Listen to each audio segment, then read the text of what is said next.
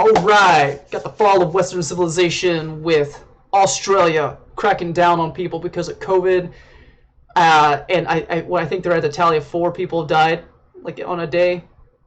And then they're talking about rising COVID cases and the extreme measures they have to do to control their people and to make sure that they're not breaking any of the rules. So let's go to a video of what is happening inside Australia so you can see for yourself what's going on. Doing the wrong thing, driving our record case numbers. Among the most concerning cases, a COVID patient who's tonight on the run from a hotspot. Police and health authorities have issued an urgent appeal.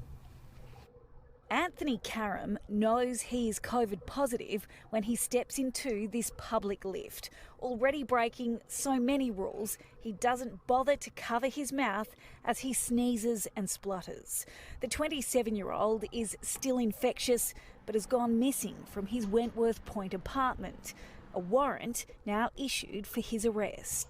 All right, so let's clear this up. A guy who's COVID positive left his place, but because he left his place, he now has a warrant out for his arrest for using an elevator and for sneezing and coughing. This 27-year-old chap, who apparently has expressed the view that he doesn't care less whether he spreads the virus, is one example of the worst of the worst. There's little sympathy for anyone ignoring the health orders. Even this group of teenagers caught partying after dark at the bottom of the North Bondi Cliffs. Herded to... Alright, so now we have a group of teenagers hanging out outside, away from any kind of real public area, just hanging out, doing their thing, that the cops roll up with a helicopter, spotlight, and have arrested them all and are going to send them home with $1,000 fines because they're outside, hanging out. I guess they probably got a curfew going on after hours, after dark. I mean, I just don't know what you do with these despotic rules except fight back. At this point, I think that people should probably be fighting back against the government. Higher ground by Polaire's spotlight and speaker, the 8 boys were placed in handcuffs and left to explain a $1,000 fine to mum.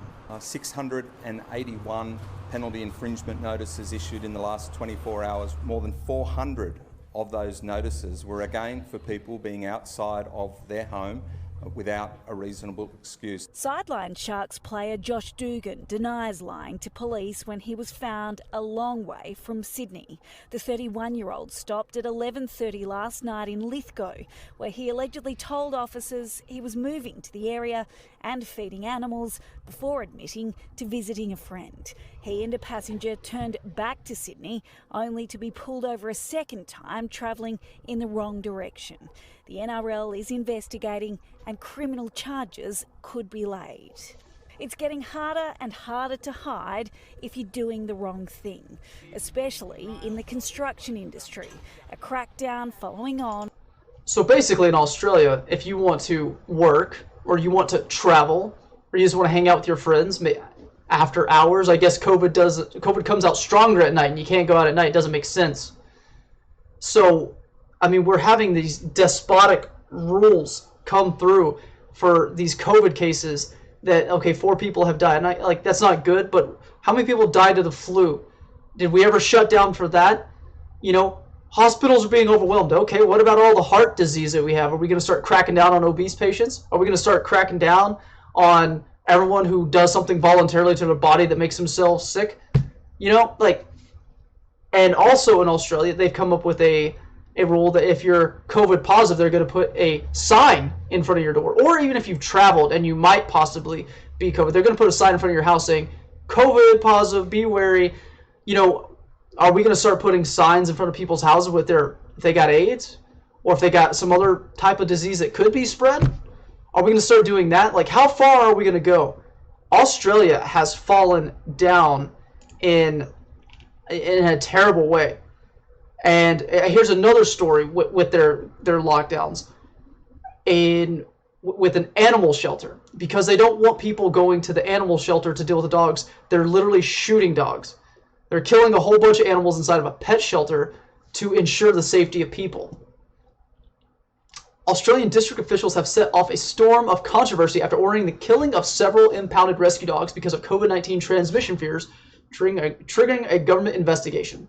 So we're now killing dogs inside an animal shelter. You know, like, I know we're becoming more of a animal-loving society, and that they're now part of the family, and they're just as important as human beings, even though I myself don't agree with all that stuff. But still, like, where are all the animal lovers on this one? Literally shooting dogs inside a shelter to stop the possibility of a spread. Man, like, I don't know. I don't know when people are going to start fighting for their rights. I don't know when people are going to start fighting. I figure maybe that'll be the kickers, when people got to start fighting for their dogs and their cats. So, we're going to have to kill your dog because there's a possibility of spreading COVID. Maybe then people actually will start standing up and fighting back against this government. But that's another point to make, as with the Australia, as far as their lockdowns and what they've allowed the government to do to them, where they can't leave their house, where they have to post medical information in front of their house on posters so people can see it. You know, the fact that they don't have guns, or they don't have a lot of guns, that they've done the government, the assault rifle buyback program, that they did that, and that no one's allowed to have guns anymore.